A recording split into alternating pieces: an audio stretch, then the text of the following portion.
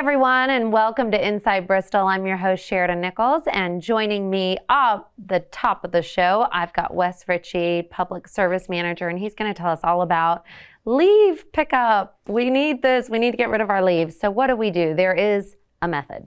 Well, it's leaf collection time. It's one of the, it's fall. It's the greatest time of the year. So get those leaves out. Basically, just put those to the street, as close to the street as you can get it. Okay. On the curb. It's best not to put them on the street, just as close as you can get them. And we'll come by. We're actually running now, and we're going to run probably into mid-January.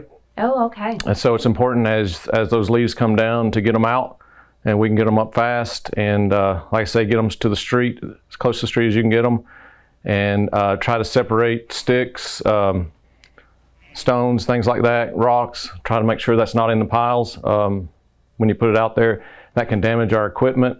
And put those things out. We'll get there. Try not to cover up your water meter. That will help our meter readers out, so they can find the water meters. And then don't park in front of the leaf piles, because then we can't get to them. I guess that's the first time I've heard not to blow them out into the street, because a lot of times when you drive by, you really do see the piles kind of right next to the, curb. Well, but really you wanting them right up on the property, but not in the street. Right. People do that, but it's actually better if you put it right to the edge of the street. Okay. You don't block traffic. Sometimes cars have to yield. Sometimes people block half of a lane. Yeah. And it's just inconvenient. And then during storms, those leaves can wash down and cover up storm drains and things of that nature. So it's just best if you keep them out of the street. How often do you kind of circulate the area for leaf pickup? We try to do the whole city within a week, and sometimes that's not possible. Sometimes we get on a 10-day cycle. And I've seen it on a 2-week cycle, but we try to stay within a week. That keeps everybody happy if you do that. Yeah, I was going to say, because really, I mean, I know that some leaves have fallen, but we're just really starting to approach that time, I think, right? Just now, Halloween is usually is a good start. Yeah. Is when it really starts to pick up. So, and they can go, you do this all the way up through January, because they're still kind of falling sometimes. Yes, just depends on the trees. Some go fast and some go slow. Great, thanks, Wes. Thanks for watching. We'll be right back. Don't go anywhere.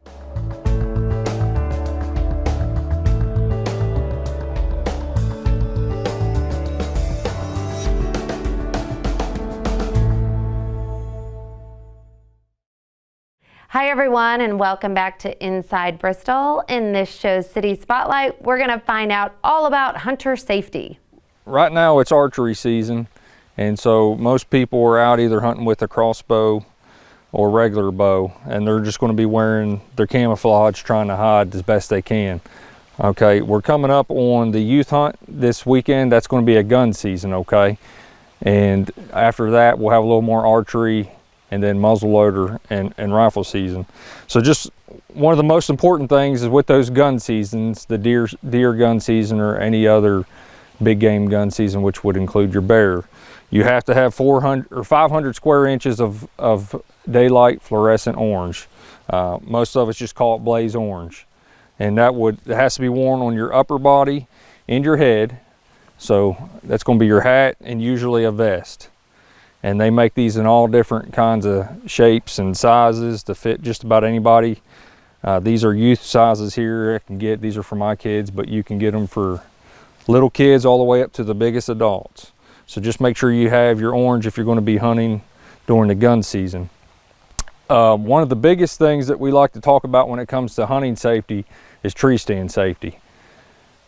Most hunting accidents, most injuries, or hunting fatalities occur from tree stand accidents. A lot of people think that it would be guns or people getting shot or something like that, or due to environmental factors, but it's usually tree stands. So just remember, this here's a climbing tree stand. You could have a hang-on tree stand, a ladder tree stand, but the safety fundamentals are always going to be the same. Make sure before you do anything, you have an approved safety harness.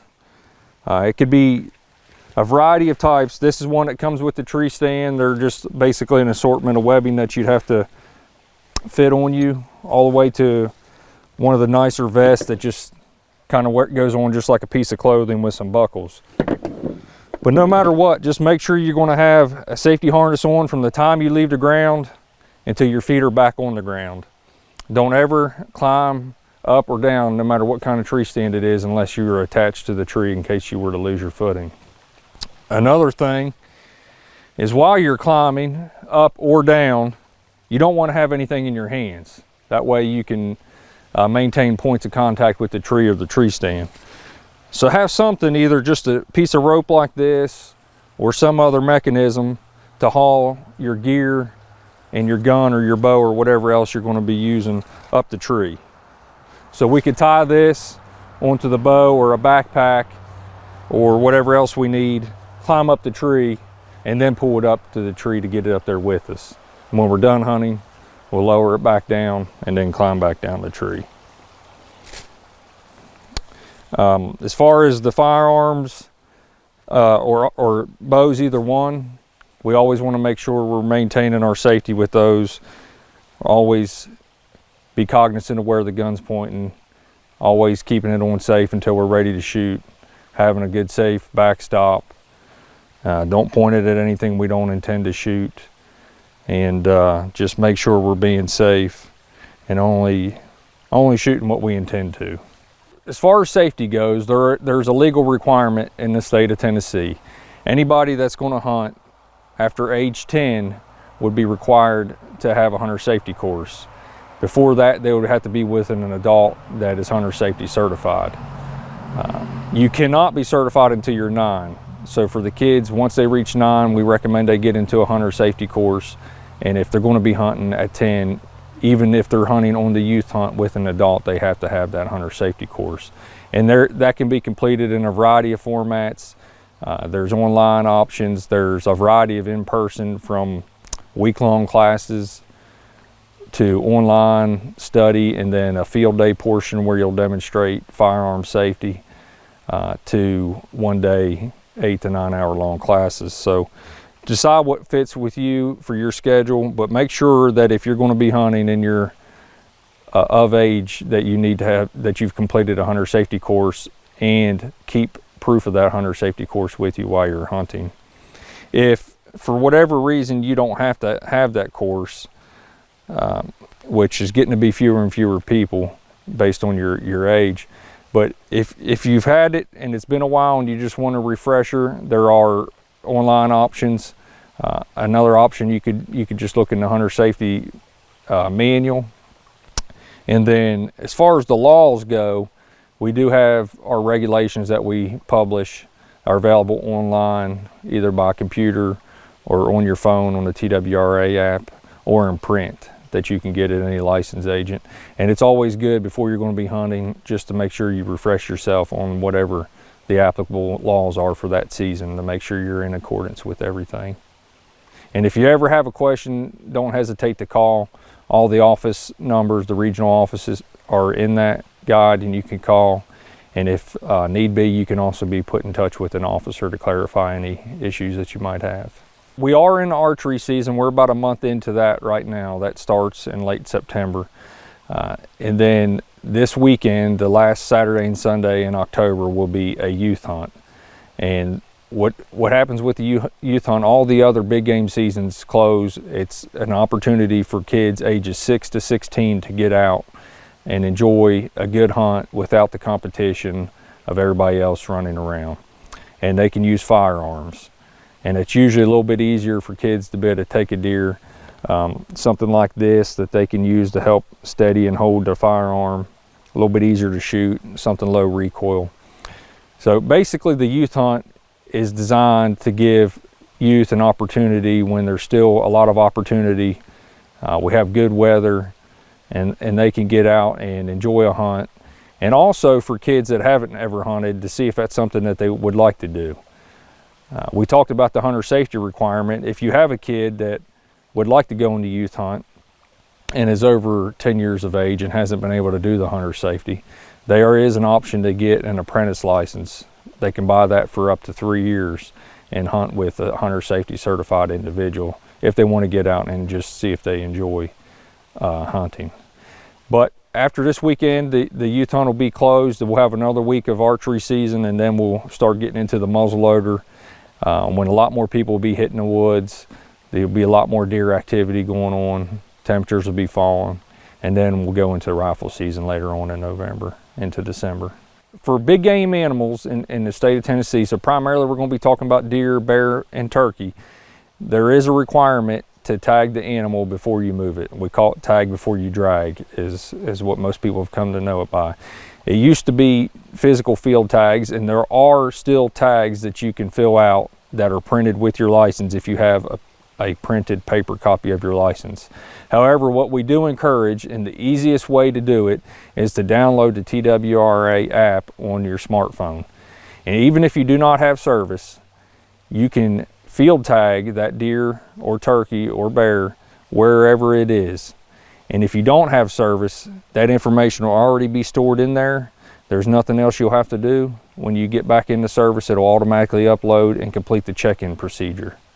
If you don't have that option, or you just choose not to, you can use the paper tags that are printed with your paper license, and then you can take it to a traditional check station wherever those may be closest to your area where you live. But you can still take one to a regular check station and check it in if you choose to. But by far and away the easiest way to do it is on the application on the phone. One of the main purposes for the tagging information is for us to be able to collect biological information. Our hunting seasons for big game in Tennessee are largely set by harvest information. That's how we can track how the populations are trending, if the population's going up or down, if we're over harvesting or if we are under harvesting. And so it's very important that people report that information and do it accurately so that we can know the numbers of animals that are harvested. We can get age classes, we can get percentages of bucks and does, and that type of information, so that the wildlife biologists and managers can do the best that they can as far as making recommendations for future seasons and bag limits. And then also from an enforcement perspective, it allows us to make sure that somebody is abiding by those bag limits, so that if we do come across somebody with a deer or deer parts, we can make sure that that's been properly tagged so that they're in compliance with whatever their bag limits are. Our hunting seasons, bag limits, and everything that goes with that are set to meet biological and scientific standards that are set for that population. We manage the species as a population in an area. And so those are set in hopes that a harvest will decrease that population to a certain percent to keep it at a certain level. Because this area, the ecosystems that you're in, can sustain a certain level of animals in that area. If they get above that, then we start having increased issues with disease, deer running out in front of cars, getting hit and stuff like that, and being malnourished. So the seasons in hunting is the way that we manage our wildlife in not only Tennessee, but in the entire country. So the hunters are very important. They play a very important role in the wildlife management, because without them, we can say we want people to do things, we can set rules, we can go out and drive around and try to find hunters, but if they're not actually out there hunting and doing their part to harvest the animals, then we can't effectively control the wildlife populations. And people do hunt for different reasons. A lot of it, people enjoy the outdoors and they're selective in the animals they harvest. They're not just out trying to get any legal deer. And then a lot of people are hunting for the meat. And that's a really big thing right now. Groceries are getting more and more expensive. People are trying to fill the freezer. So it's a good time and a good way to get out and get some good meat, some good protein to fill that freezer, as long as you're doing it legally. And it's not going to hurt the populations, because, like I said, the biologists are setting those limits in anticipation of hunters getting out and actually harvesting animals.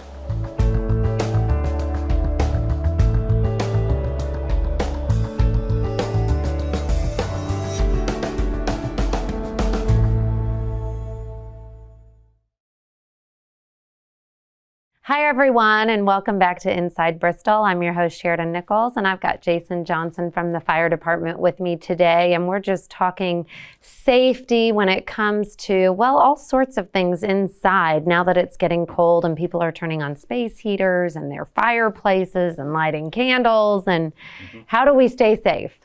So if you're going to use a space heater, then we recommend you use it on a hard surface. Don't place it on carpet, on a non-flammable surface like tile.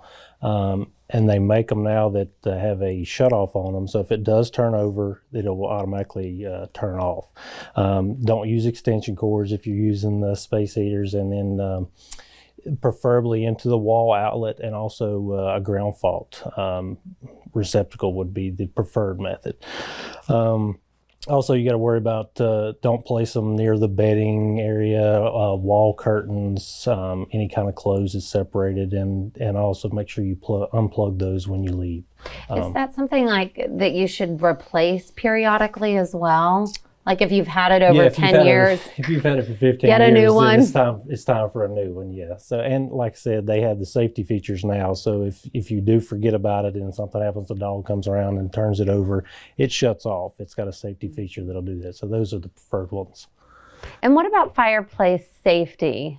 Fireplaces. So if you're going to use wood burning stoves, we recommend you do a more harder wood, like an oak or something. It burns a little bit harder and cleaner.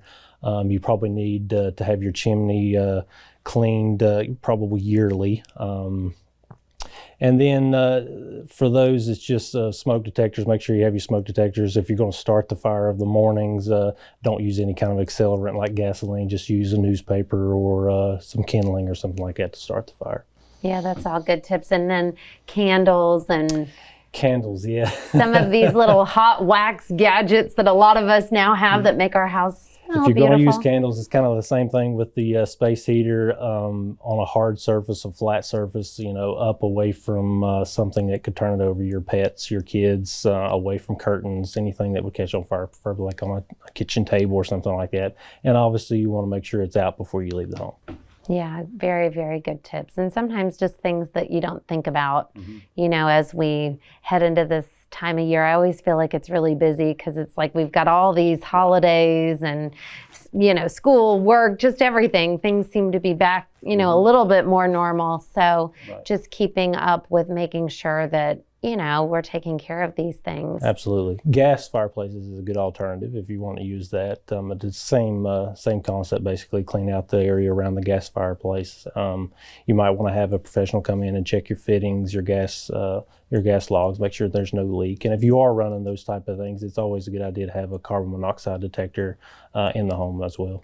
And then I know you mentioned smoke detectors. So I guess it's that time year. of year It's anyway, time, falling back. We always say fall back, spring forward, check them. So change batteries. The golden rule is when the time change your batteries in your smoke detector. Just always check those twice a year. Right? Perfect. Yeah. Well, thank you so much You're for welcome. joining us today.